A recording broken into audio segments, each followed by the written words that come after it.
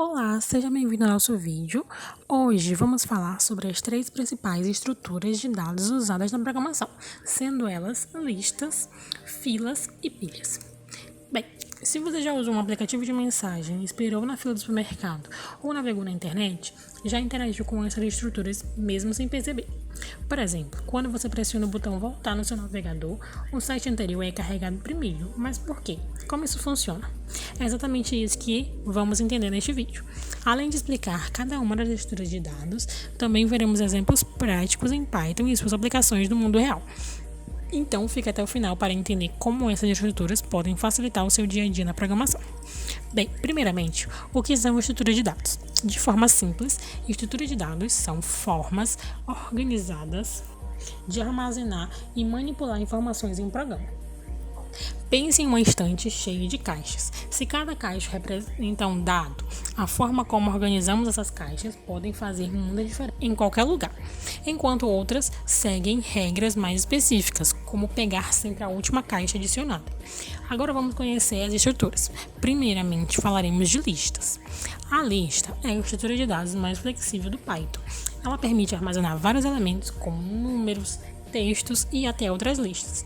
Podemos adicionar elementos tanto no final da lista como também no meio, mas isso sempre pode exigir um pequeno esforço extra, pois os outros elementos precisarão ser reorganizados.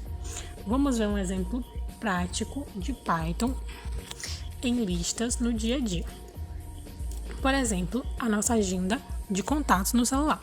Quando você adiciona um número novo, ele pode ser inserido em uma posição específica, seguindo a ordem alfabética. A grande vantagem da lista é a sua flexibilidade, mas dependendo do tamanho da estrutura, certas operações podem ser um pouco mais lentas. Já a fila, ela segue um princípio diferente, chamado first in, first out. Isso significa que o primeiro elemento a entrar é sempre o primeiro a sair. Um exemplo específico é a fila do supermercado. O primeiro cliente que chega é sempre o primeiro cliente a ser atendido. Vamos ver um exemplo no mundo real. A fila de impressão. Quando você envia um documento para impressão, ele entra no final da fila. O primeiro documento enviado é sempre o primeiro a ser impresso. As filas são extremamente úteis para sistemas que precisam manter uma ordem específica, como o processamento de requisições em servidores e algoritmos de inteligência artificial. Porém, uma limitação da fila é que podemos remover o elemento do começo. Se precisarmos acessar o elemento do meio, não é tão eficiente. Já a pilha, por fim, vamos falar do seu princípio chamado last in, first out. Isso significa que o último elemento inserido é sempre o primeiro a ser removido. Um ótimo exemplo é a pilha de pratos em um restaurante. O último prato colocado na pilha será sempre o primeiro a ser retirado. Vamos ver um exemplo prático do dia a dia. O histórico do navegador. Se você visita 3 sites e pressiona voltar, o último site acessado será o primeiro a ser fechado.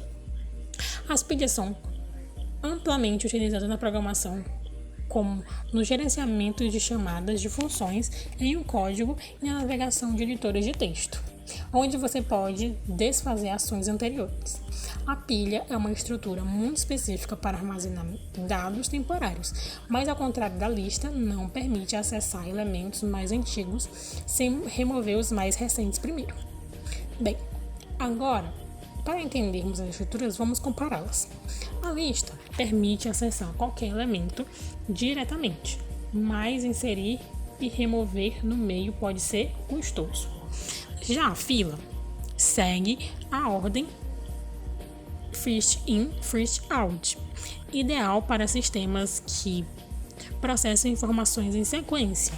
E a pilha, por fim, segue a ordem list in, first out, útil para armazenar estados temporários ou desfazer ações. Cada uma dessas estruturas tem suas vantagens e desvantagens. Então, escolha a melhor, dependendo do problema que queira resolver. Agora, você já sabe como utilizar listas, filas e pilhas.